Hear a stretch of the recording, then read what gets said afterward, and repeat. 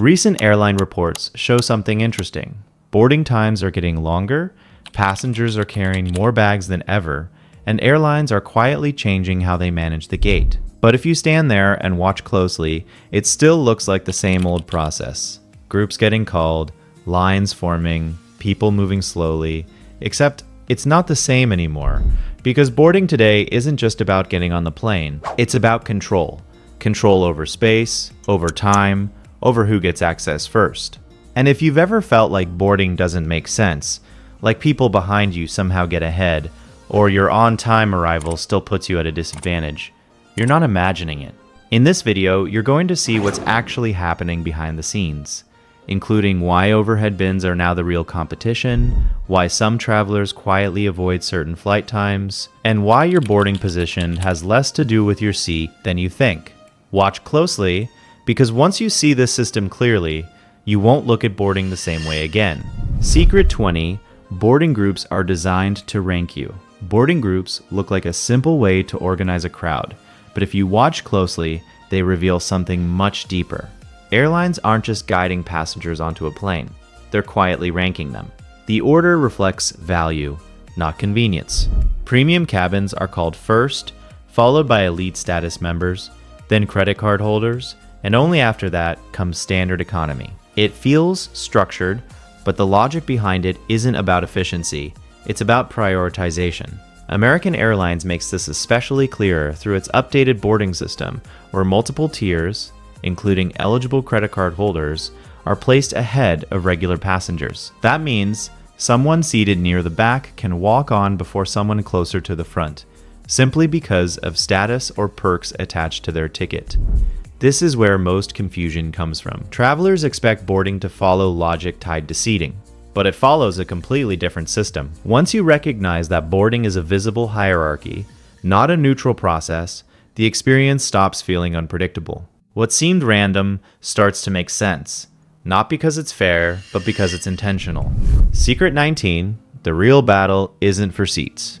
At first glance, boarding looks like a race to settle into your seat early, but the real pressure point isn't where you sit, it's where your bag goes.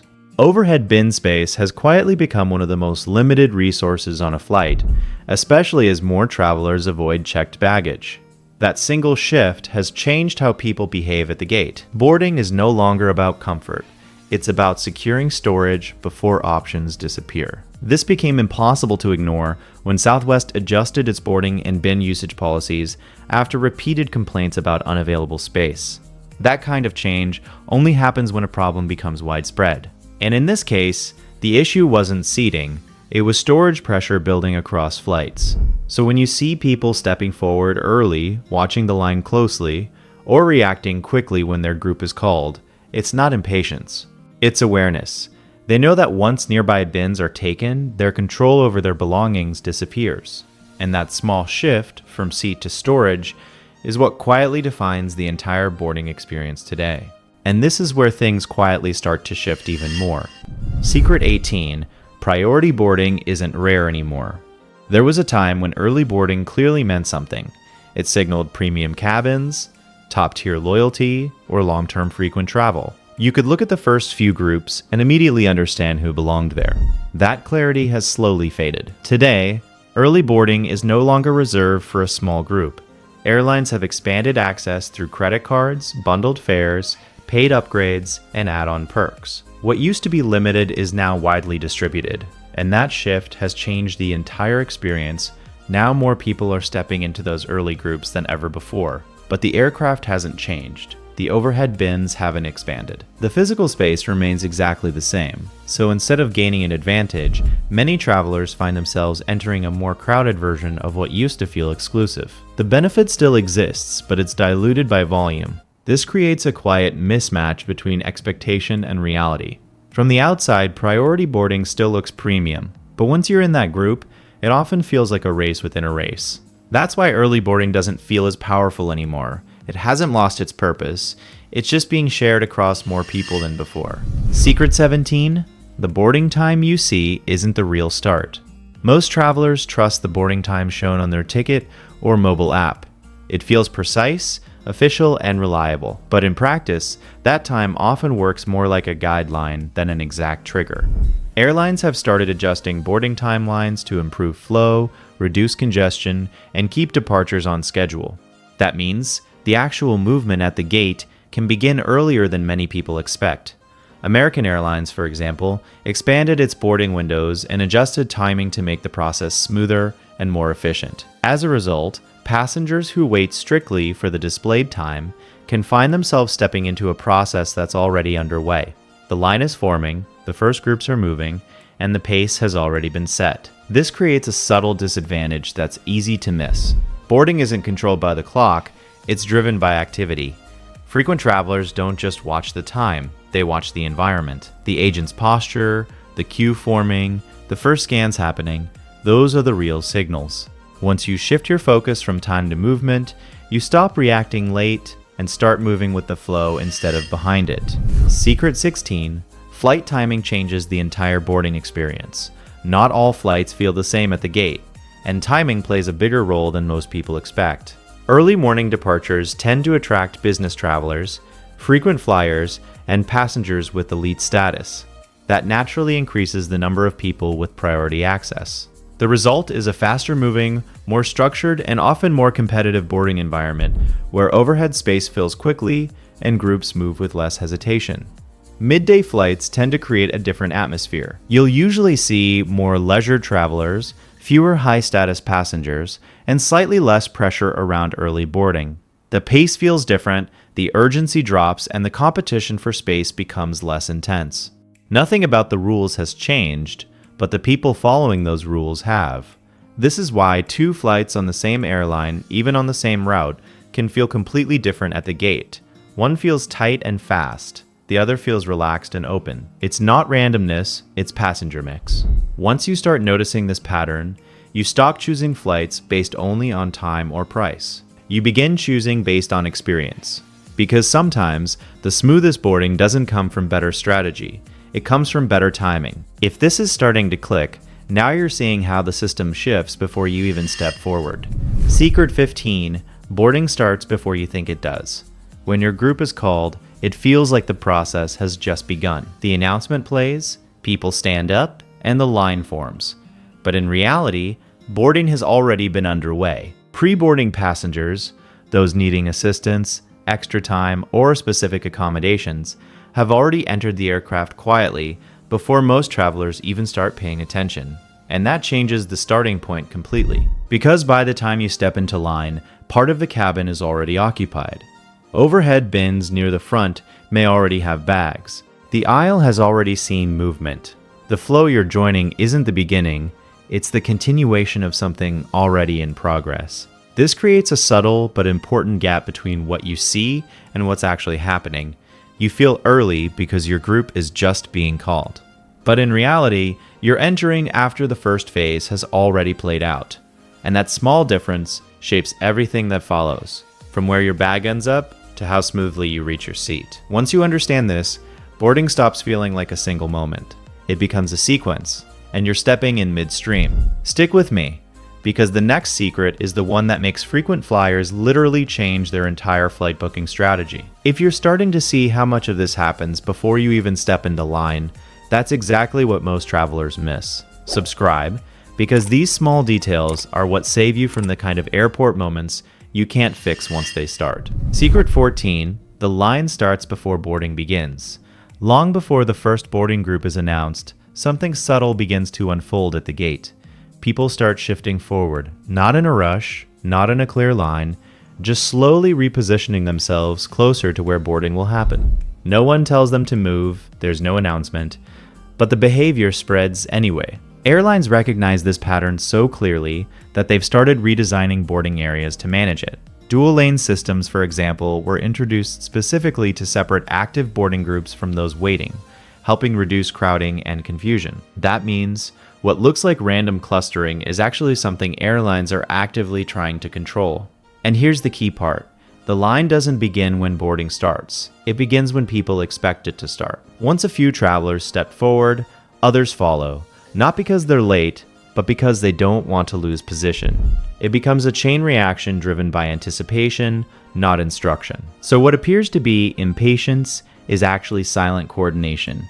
But what happens when the flight is completely full and the rules suddenly change mid-process? Most people get caught completely off guard. Secret 13. Boarding gets stricter when flights are full. If you've ever felt like boarding rules suddenly become stricter on certain flights, you're not imagining it. The difference isn't in the airline, it's in the load. When a flight is close to full capacity, the entire boarding process tightens. Groups are enforced more carefully, carry-on bags are checked earlier, and decisions at the gate happen faster. This isn't about being strict for the sake of it.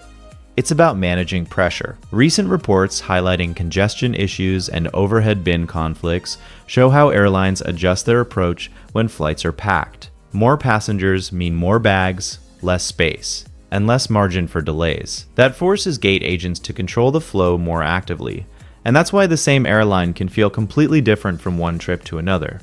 On lighter flights, the process feels flexible, more relaxed, less urgent, but on full flights, everything becomes tighter, more controlled, more structured. So when boarding suddenly feels strict or rushed, it's not inconsistency, it's the system responding to pressure.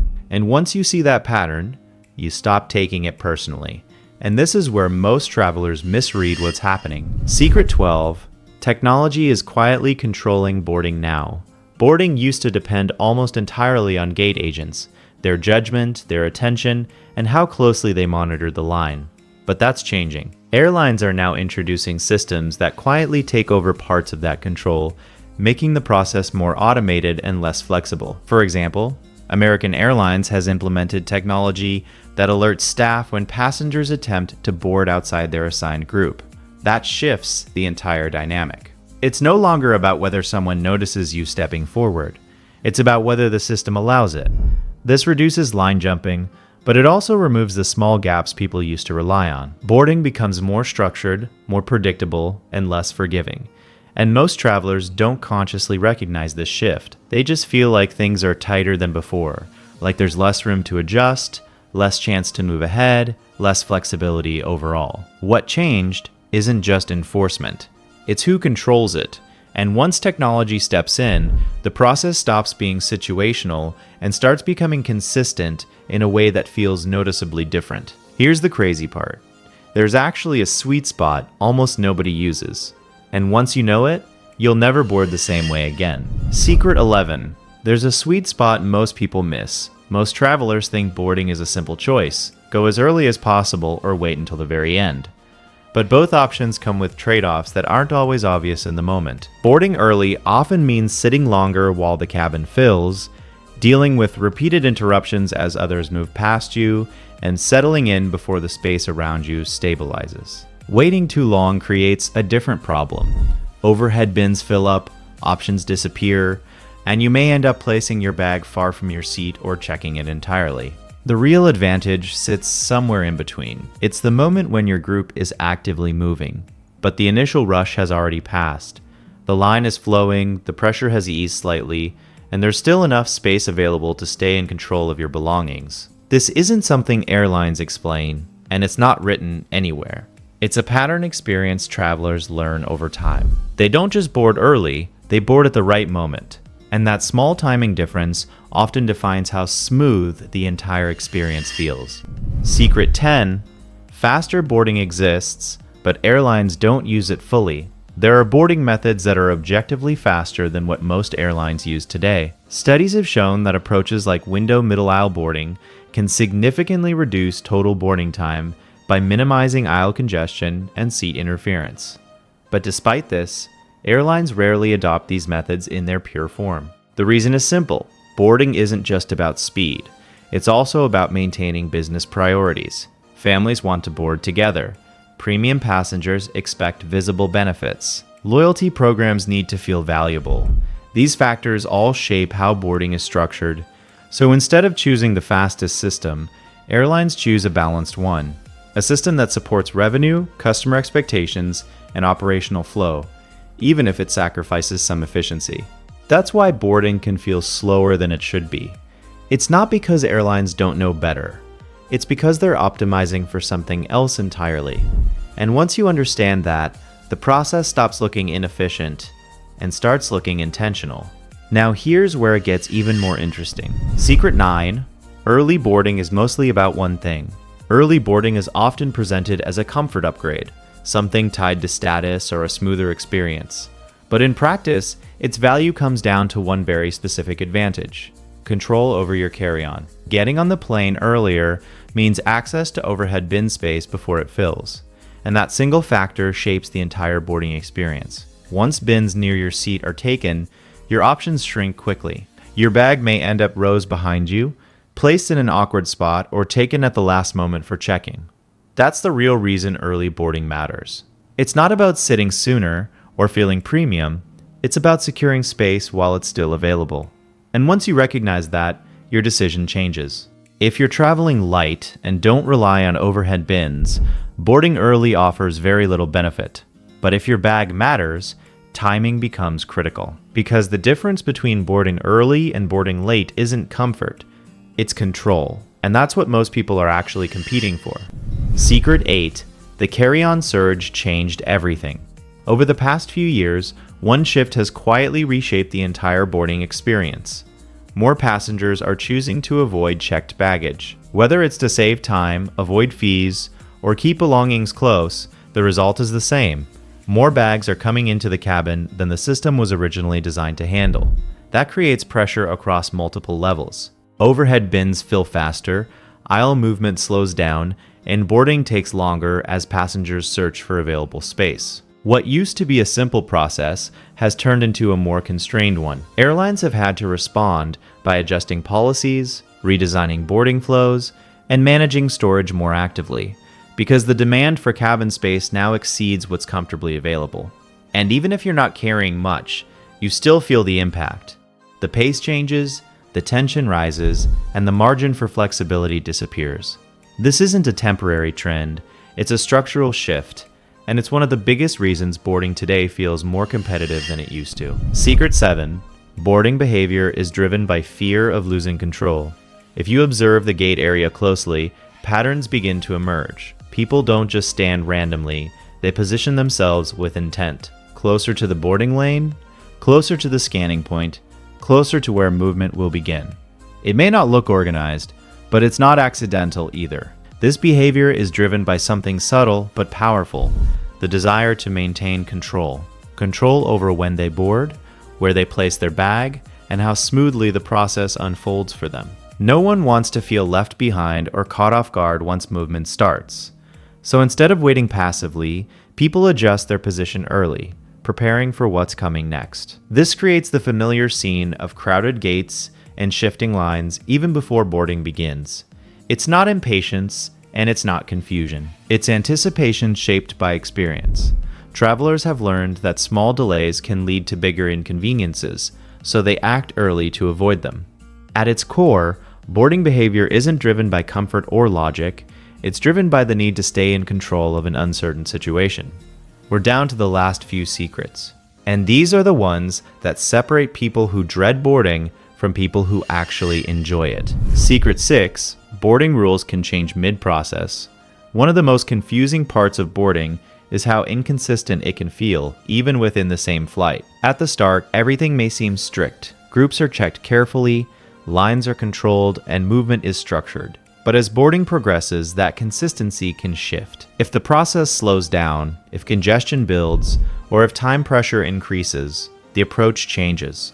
Gate agents may begin moving people through more quickly, relaxing enforcement slightly to keep the flow going. This is why one passenger might be stopped for boarding early, while another walks through without issue just minutes later. It's not random, and it's not personal. It's situational. Boarding is being adjusted in real time based on how the process is unfolding. The system isn't fixed. It responds to pressure. And if you're expecting strict consistency from start to finish, it will always feel unpredictable. But once you understand that boarding adapts moment by moment, those differences start to make sense as part of a moving process, rather than a broken one. Secret 5, the gate isn't optimizing for you. At the gate, it's easy to assume the process is built around passenger comfort. But in reality, the system is designed around something else entirely: Time. Gate agents are responsible for getting the aircraft boarded and ready for departure as efficiently as possible. Every decision they make is influenced by that goal. That means prioritizing movement over individual experience, flow over fairness, and speed over convenience. What feels rushed or uneven from a passenger perspective often makes perfect sense operationally. If lines need to move faster, they move faster. If delays start building, decisions become quicker and more direct. It's not about treating passengers unfairly, it's about keeping the entire process on schedule. And that's why boarding can sometimes feel impersonal. The focus isn't on creating a perfect experience for each traveler, it's on managing a complex system with tight timing constraints. Once you understand that, the process stops feeling unfair and starts looking like what it really is: controlled movement under pressure. Secret 4, your seat doesn't decide when you board. Many travelers assume that boarding order is connected to where they're sitting on the plane. It seems logical: front seats board first, back seats later. But modern boarding systems don't follow that logic consistently. Instead, boarding position is determined by a combination of fare type, loyalty status, and additional perks, not seat location. That means you can be sitting closer to the front of the aircraft and still board after someone seated much farther back. These are two separate systems operating at the same time. One decides where you sit, the other decides when you get access to the cabin, and they don't always align. This creates confusion because passengers expect one system to reflect the other. But airlines are optimizing for value, not layout. Boarding priority is tied to what you paid or what status you hold, not how close your seat is to the front. Once you separate these two ideas, the process becomes clearer.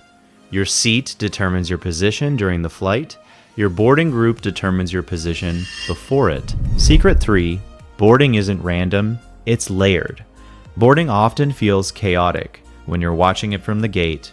People are moving at different times. Groups seem to overlap and the flow doesn't always look clean. But underneath that appearance, there's a layered system operating simultaneously. Pre-boarding happens first, followed by multiple priority groups, then general boarding, and sometimes late arrivals joining in between. These layers don't always move in perfect sequence. They overlap, interact, and adjust based on real-time conditions. That overlap is what creates the illusion of randomness. It feels unstructured because you're seeing multiple processes happening at once. But each layer has its own logic, its own timing, and its own purpose. The system isn't chaotic, it's multi-layered. And once you understand that, the movement starts to make sense. What looked like confusion becomes coordination across different groups moving at slightly different speeds. Boarding isn't a single line progressing step by step. It's multiple layers merging into one continuous flow. Secret 2, your experience is decided before boarding starts. By the time you arrive at the gate, much of your boarding experience has already been shaped by earlier decisions. The flight time you chose affects the type of passengers around you. Your ticket type determines your boarding group. Your baggage choice influences how much pressure you feel during the process. Even your awareness, whether you watch the gate or rely only on announcements, changes how smoothly things unfold. These factors combine before boarding even begins. That's why two passengers on the same flight can have completely different experiences. One moves through the process with control and clarity, the other feels rushed, confused, or caught off guard. The difference isn't luck, it's preparation, timing, and understanding. Boarding isn't just about what happens at the gate, it's the result of everything leading up to it. And once you recognize that, you stop treating boarding as a single moment. You start seeing it as the outcome of choices made earlier in the journey. Secret 1, boarding only looks simple. At a glance, boarding appears to be one of the simplest parts of air travel. Groups are called, people line up, and passengers walk onto the plane. But beneath that surface, there's a much more complex system at work. It's shaped by priority, limited space, time pressure, and passenger behavior, all interacting at the same time. What looks straightforward is actually a carefully managed process balancing multiple factors. That's why it can feel confusing or inconsistent. You're not just moving through a line, you're moving through a system designed to manage demand, reward certain passengers, and keep everything on schedule. And once you understand that, your perspective shifts. Boarding stops feeling unpredictable. The patterns become visible, the decisions make more sense, And instead of reacting to what's happening around you, you start anticipating it. What once felt frustrating becomes understandable, because boarding was never just about getting on the plane. It was always about managing everything that happens before takeoff. Boarding isn't confusing. It's just not what it looks like, and once you see the system, you stop getting caught by it.